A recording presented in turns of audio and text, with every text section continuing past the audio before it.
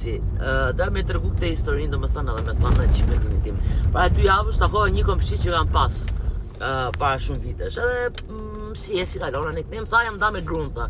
Qa fletash më vje keq, po tha i vitet saj që jam da me grunë. Po mirë thash shpreha keqardhjen time, sepse normalisht asnjëherë nuk është bukur kur ndahen 2 persona, kur prishet një familje, sidomos kur ka fëmijë në mes. Por gjatë gjithë kohës dëgjoja zotrin që thoshe që gjithë kohës unë kam bo këshu, unë kam majt këshu, unë kam dhënë këshu. Dhe më ngacmon dhe një pyetje që gjithë kohës, po mirë më zotri, që pastaj a thash edhe ti. I thash po, në gjithë to vite martes, me këto 3 fëmijë, sepse kanë 3 vajza, kjo gruaja jote dhe s'pas a bo si gjo, do të thënë gjitha ti pas e pas bo. Po ti ke i orë që po më të dhe që unë bona këshu, unë bona shu, ajo më doli këshu, ajo pas ka qenë këshu, ajo ka qenë këshu, se unë e di që kur kena qenë bashkë, ajo ka qenë, për atëherë pas e qenë trap. Atëherë pas ke qenë trap ti që e pas ke majt. Që keni këte nevoj me hulli kile mut, me nërë në ftyrën e nënës fëmijëve t'juj, ose ti shgrus që keni flet x vite me një krevat, që keni hongër me pjatë. O ti zotri, e para punës nëse ti ke bo për këtë femër, që pas ke boj shumë, ka dhënë dhe ajo kontributin e vetë në shumë lloj mënyra, se nuk ka shans, do me thënë që një raport kesh bë vetëm ti si mashkull. Okej, ndoshta ti mund të kesh pas potencialin ekonomik, pa ata ka shpërblyr në mënyrë tjetër. Sepse ligji i natyrës është që m'jep edhe t'jap, e para punës. E dyta punës, nëse ti pas ke bë kaq shumë dhe s'pas e marr as i gjo nga ajo gruaja, ti pas e qe trap. Që pas e bë, pas e qe debil. Se vetëm një debil bën aty ku s'merr asgjë gjo. Pra, do të thotë që ti ke marr nga kjo gruaja, ke marr dashuri, ke marr përkushtim, ke marr çrëndësika, ke marr diçka mbrapsht, edhe ke bë dhe ti aq shumë, pra kjo pas aq qen. Aq i mirë pas aq qen kjo që ti pas ke bë aq shumë. Se nëse ti ke bë aq shumë dhe kjo pas aq qen shtrit që në fillim, atëherë pas e qen debil ti. Okej, kjo është logjika. Domethënë, këtë thirrje po e bëj për gjithë meshkujt shqiptarë që ku ndahen, ka tendencë më viktimizua me dalë përpara gjithë botës, unë jam i lëndumi, unë bona, unë e para punës, nuk i plas asnjënit, së fundit është çdo njeri shefat e veta.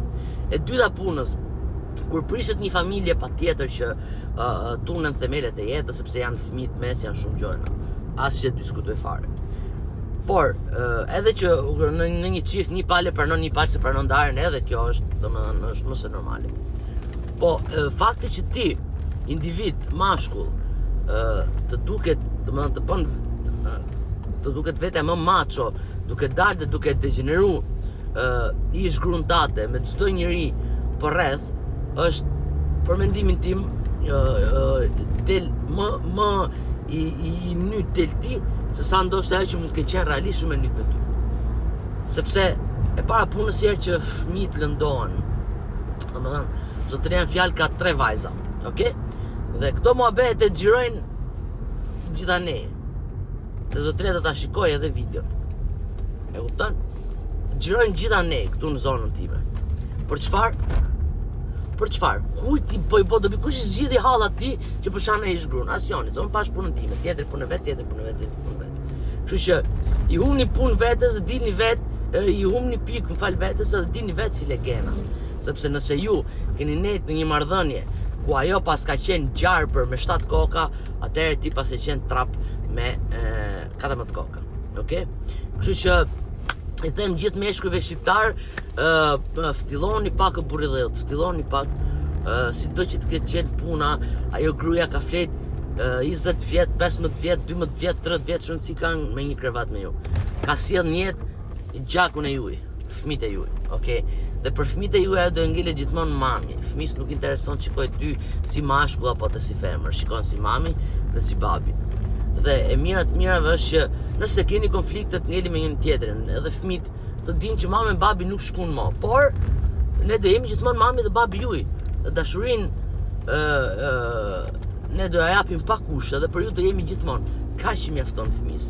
Fëmia kaq nuk i intereson fëmijës ti shash nonën e vet. Nuk i pëlqen fëmijë, pavarësisht se ndoshta vetvete mbyllet dhe nuk shprehet. Ama fëmijës i vritet shpirti nëse ti isha nonën. Edhe nëse isha babën, edhe kundërta se. Po me femrat ndodh çik më rrallë ato epizode që spranojnë ndarjen ose që këtu dominojnë meshkujt, domethënë. Edhe më vjen shumë keq sepse akoma mashkulli shqiptar, edhe këto çunat e ri, edhe ky brezi i ri joni që gjapo po jetojmë çik në kohë çik më të evolume, vazhdon ky diskriminimi për femrën, për ish gruan, për ish partnerën. Ajo femër që ju keni dash gjitha ato vite, është po ajo që ndoshta një moment jetës vendosit mos ju duroj më ju për një arsye të veta, sepse nëse një femër nuk ka arsye të prish një familje dhe të arrin një divorc, besoni që nuk ikën kurrë aty ku ndjet mirë. Femra largohet gjithmonë nga aty ku nuk ndjet më mirë. Pastaj ka dhe femra që ikin bëjnë au ju, është më vetë tjetër. Po flas për femrat normale, normës. Kështu që përshëndes gjithë meshkujt shqiptar, gjithë ju që ndoshta po ndodhen në këto momente, ju ftoj ta mendoni edhe ta vlerësoni më shumë veten rreth parë, sepse duke vlerësu ish gruan e juaj, nënën e fëmijëve, ju vlerësoni veten. Do thotë që ti atë që ke bën gjatë ato vite e ke bë sepse vërtet ti ke pas duarsi me kuptu që ajo femër vlente për ty, ajo grua vlente për ty dhe ti ke bëj sa ke bë. Kështu që mos e përmend, sepse ajo që bëhet thuhet domethënë që të mirën bëj dhe fullën det. Mos e përmend sepse të kontribosh një familje, të kontribosh një dashuri, të kontribosh aty ku ti jeton me partnerin tatë është gjë më natyrale që mund të bëjë çdo kush. Kështu që nuk keni bën ai shpikje që keni marrë, qoftë edhe gratë pa punë, qoftë që keni ndihmu ekonomikisht etj. Okej, shpresoj që këtë video ta dëgjoni sadopak meshkuj edhe sadopak ta kuptoni që ju nxjerr më keq ju se sa ne. Faleminderit. Natë mirë.